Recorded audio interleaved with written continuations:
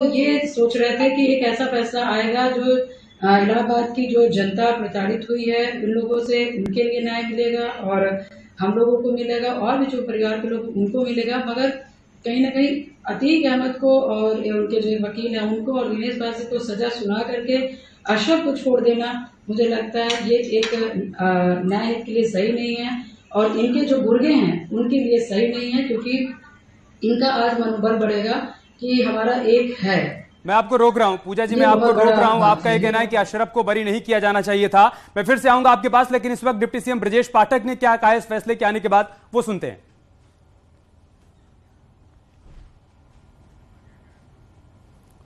तो आपको आगे सुनाएंगे कि डिप्टी सीएम ब्रजेश पाठक की तरफ से क्या रिएक्शन आया है अतीक अहमद को उम्र कैद की सजा सुनाए जाने के बाद।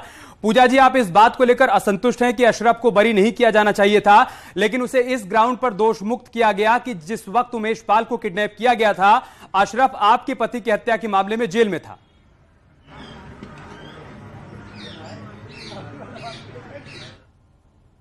वो ठीक है, क्या नहीं, मगर जो जनता की मांग थी, जो इलाहाबाद में आज से नहीं, आज कितने सालों से, कितने दशक से अगले का दहशत, अगले की सारी चीज थी। और मान लीजिए हम लोग ने बहुत मेहनत करके यहाँ तक हम लोग रिजल्ट यहाँ तक हम लोग लाए, तो मुझे लगता है कि एक अच्छा न्याय मिलना चाहिए जी।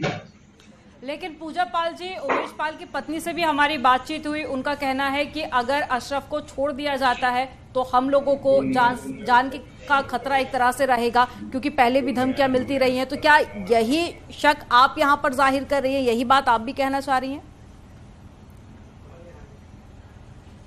जी, मेरी आवाज आप तक पहुंच पा रही है?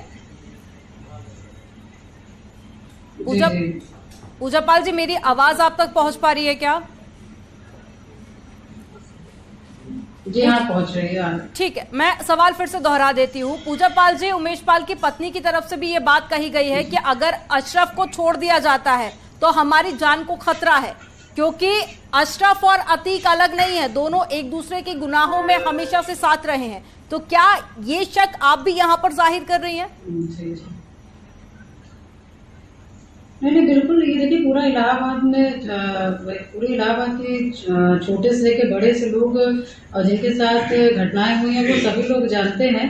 इसीलिए सभी लोग की मांग थी और ताकि सजा एक न्यायोचित सजा होनी चाहिए। मगर फिर भी जो आज कोर्ट का आदेश आया है उसका मैं स्वागत करती हूँ। ठीक, मगर बस अशरफ वाला ही मतलब है। अशरफ इस केस में दोष मुक्त हो गया है पूजा जी, लेकिन 53 और केस उसके ऊपर हैं। आपके पति राजूपाल की हत्या का केस भी उसके ऊपर है। अतीक अहमद पर आते हैं। आज सजा सुनाए जाने के बाद अतीक ने कहा कि सजा बहुत ज्यादा है और ये कहकर वो बेहोश हो गया। जी,